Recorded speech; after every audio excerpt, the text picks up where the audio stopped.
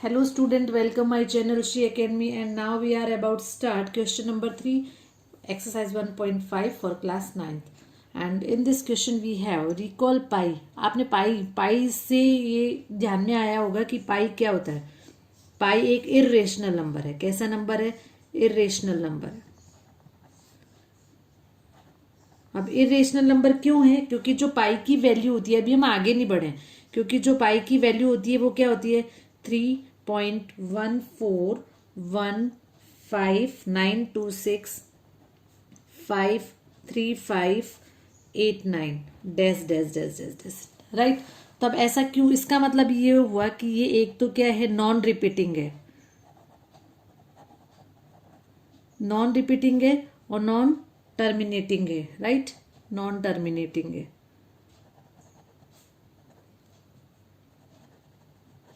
अभी हम आगे नहीं बढ़े. अभी हमने क्या किया? रिकॉल पाई को रिकॉल किया है कि पाई ऐसा है.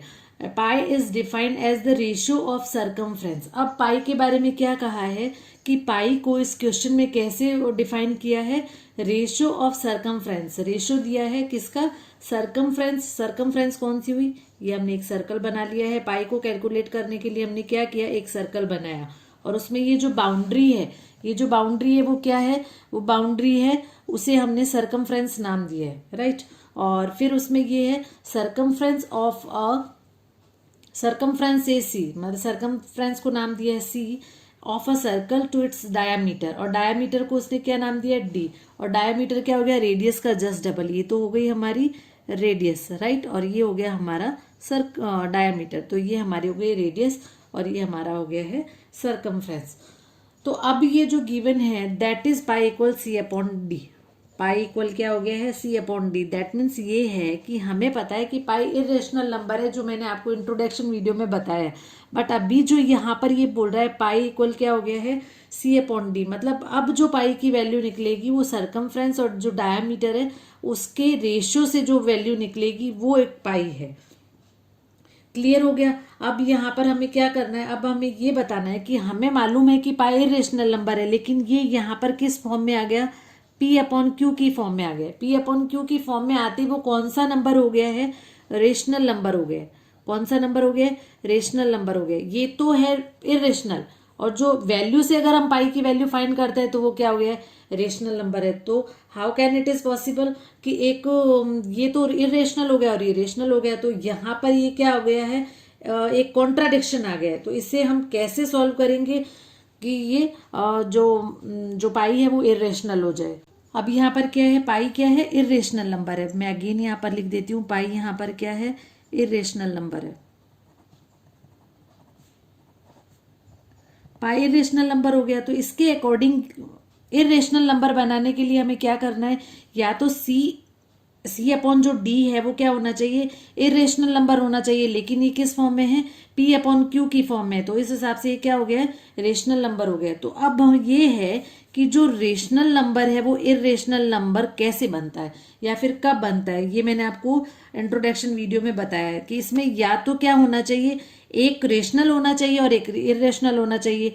इन दोनों का जो कॉम्बिनेशन है, इन दोनों का जो कॉम्बिनेशन है उससे वो क्या बनेगा? एक इरेशनल नंबर हमें फाइंड आउट होगा. ये लिखने, मतलब कॉपी में ये लिखने की जरूरत नहीं है आपको, ये मैंने खाली आपको एक्सप्लेन किया है यहाँ पर. तो ये एक रेशनल नंबर होना चाहिए और या फिर एक इरेशनल नंबर होना चाहिए, या दोनों का कंबाइंड होना चाहिए. तो हमें क्या वैल्यू फाइंड आउट होती है? इरेशनल नंबर होती है. ठीक है. तो इसके लिए हम ये जानते हैं, ये मैंने आपको किस में बताया था? प्रीवियस वीडियो में बताया था ना. We know that irrational number upon rational number. तो हमें क्या फाइंड आउट होता है? इरेशनल नंबर फाइंड आउट होता है. या rational number upon irrational number, तो भी हमें क्या फाइंड आउट होता है? इरेशनल नंबर होता है. तो ये क्लियर हो गया आपको. इट मीन्स आपको लिखना क्या है? खाली एक ये लाइन नहीं लिखनी है आपको, ये मैंने खाली एक एक्सप्लेन किया आपको. तो इसमें क्या मतलब हो गया ये? इट मीन्स इधर C or D, C or D is an or C or D is an irrational, is an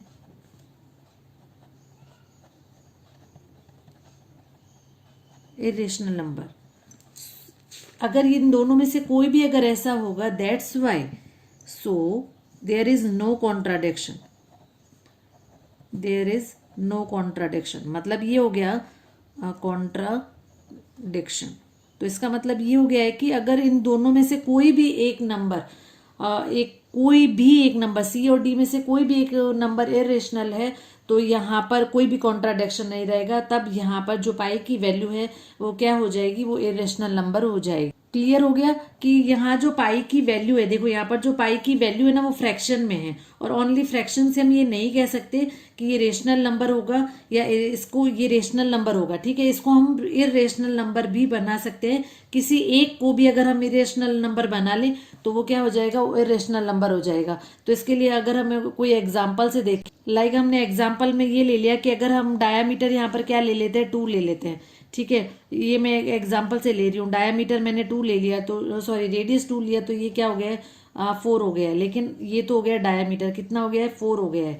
यहाँ पर मैंने डायमीटर 4 लिया। अब जो सरकमफ्रेंस आएगी वो तो ज़्यादा ही आएगी, इससे डायमीटर से ज़्यादा आएगी, और उसको हम मैनुअली या किसी डिवाइस से अगर मेज़र करें, डिवाइस से मेज़र करें, जैसे ये है, अभी मैंने यहाँ पर ये नंबर लिया है, इन दोनों के बीच में लाइक 1 2 3 4 5 है, और इसको अगर मैं किससे मेज़र करूँ, स्केल से मेज़र करूँ, तो स्केल से मेज़र करूँगी तो इसमें क्या आ जाएगा, आपको मालूम है कि 5 यहाँ पर आ जाता है। या फिर अगर मुझे 5.2 करना है तो मैं यहाँ पर कर लेती हूँ, ये एग्जैक्ट यहाँ पर 5.2 आ गया।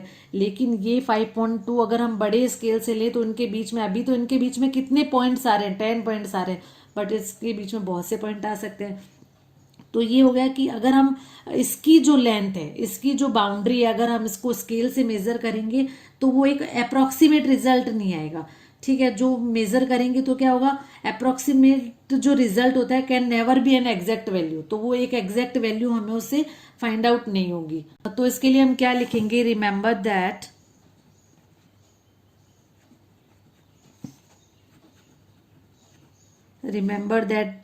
when we measure a length with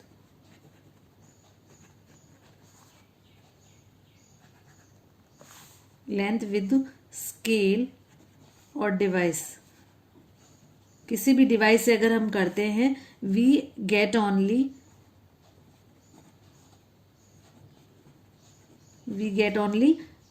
क्या होता है, we get only approximate result. ठीक है, on approximate value,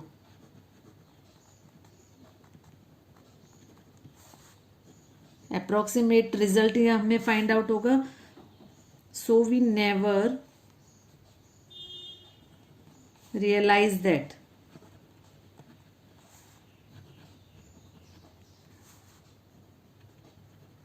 either C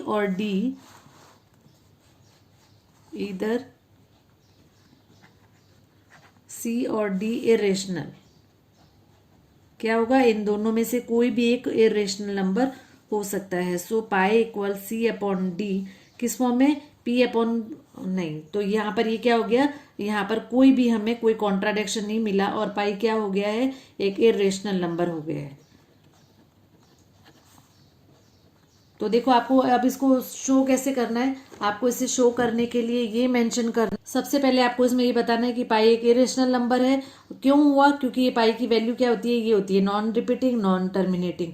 ठीक है, ये मैंने आपको एक्सप्लेन कर रखा है। लेकिन according to this question C upon D ये क्या हो गया, एक रेशनल नंबर हो गया है। रेशनल नंबर हो गया, ये तो एक कॉन्ट्राडिक्शन हो गया है। How can it is possible कि ये तो रेशनल हो गया और होता क्या है, इरेशनल नंबर है, होता है इरेशनल नंबर है। तो अब ये है कि हम इसको इरेशनल को रेशनल बनाएंगे कैसे, या फिर ये जो रेशनल नंबर है उसको इरेशनल कैसे बनाएंगे। तो इसको बनाने के लिए इसमें क्या होगा, या तो इन दोनों में से कोई एक, या तो C इरेशनल होनी चाहिए या फिर D इरेशनल होनी चाहिए। तो दोनों में से अगर कोई भी एक करेंगे तो वो एक इरेशनल नंबर हमें फाइंड आउट हो जाएगी। तो उसको हम इस एग्जाम्पल से, तो उसमें खाली एक ये चीज आप कॉपी में मेंशन मत करना, उसके बाद आप चाहो तो बस इसको ध्यान में रख सकते हो कि remember that when we measure a length with the scale और device we get an only on approximate result, so we never realise that इधर C और D इरेशनल। तो हम उस टाइम हम ये नहीं पता लगा सकते कि C रेशनल है या इरेशनल है। So it was the question number 3। Now let's coming to the question number 4।